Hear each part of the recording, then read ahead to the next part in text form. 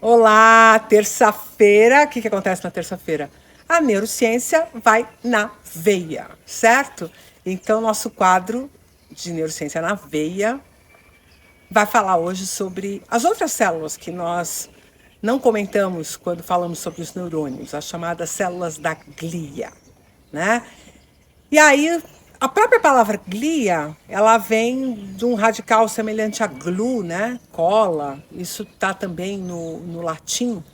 E tem a ver com essa ideia de que pensava-se que essas células elas serviriam como uma espécie de liga, né? Sabe aquela coisa que você usa a farinha para dar liga? Não é a farinha, desculpa, o ovo. Olha como eu sei tudo de culinária, é o ovo que dá liga na massa, né? Então a célula da glia seria praticamente o ovo da massa de neurônios, né? Porque é muito difícil de você pensar em como que aquelas células todas cheias de ramificações, todas, né, filamentosas, poderiam se manter unidas num tecido.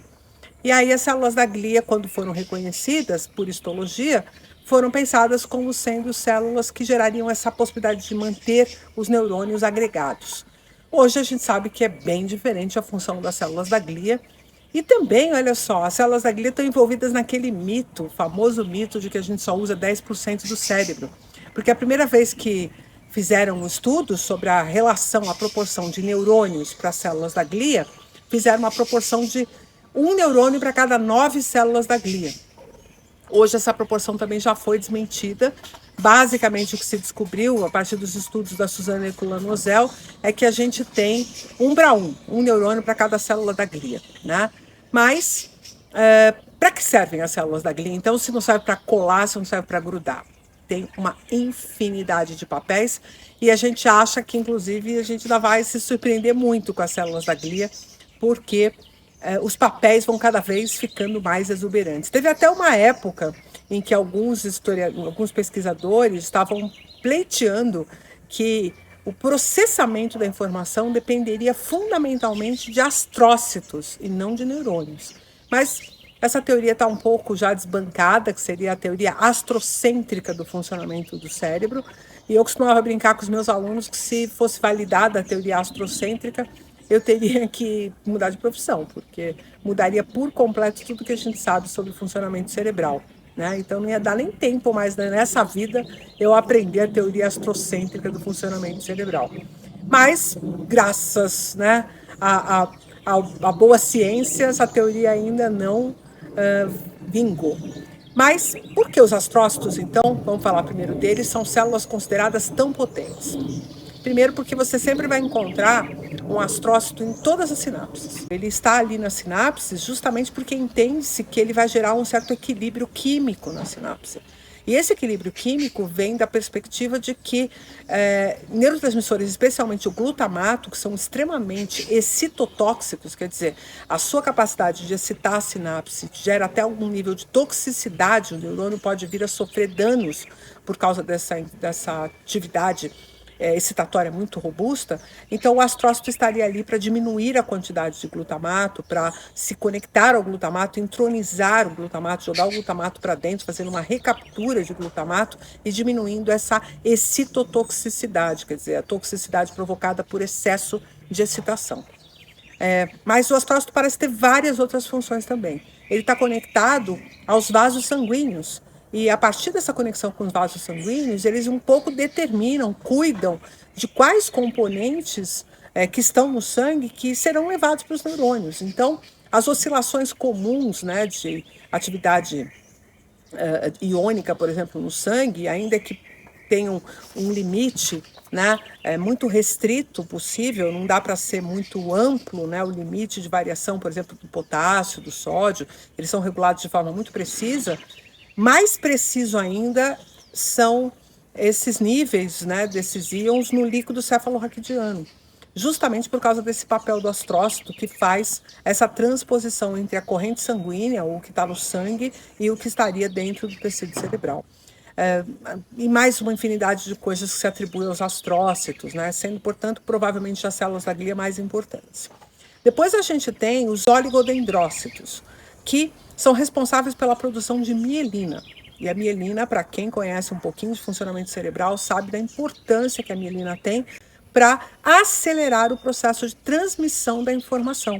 Porque quando um impulso elétrico, né, corre pelo axônio, a gente tem axônios muito longos, quando o impulso elétrico corre pelo axônio, ele tem a sua condutância, né, sua capacidade de ser conduzido, limitada pelo tecido biológico.